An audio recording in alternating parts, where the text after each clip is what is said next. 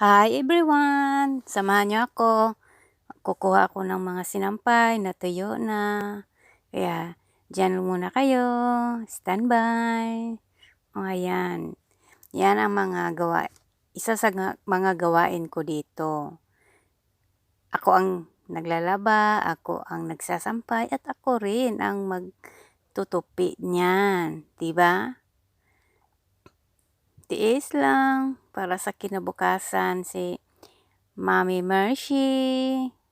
Ayan, 'di ba?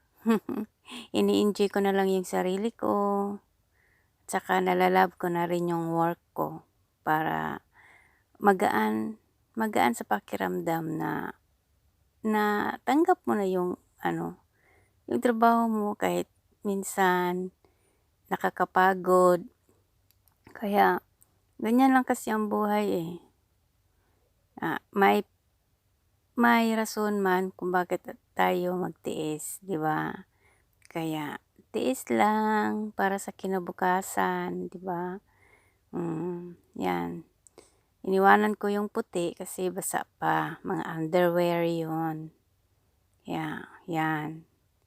'Di ba? Ang hirap. Ang hirap sa totoo lang ang trabahong DH ay mahirap, pagod.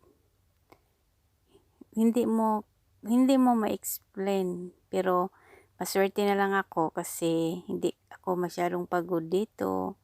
May time din sa sarili, oh, 'di ba? Oh, 'yan na.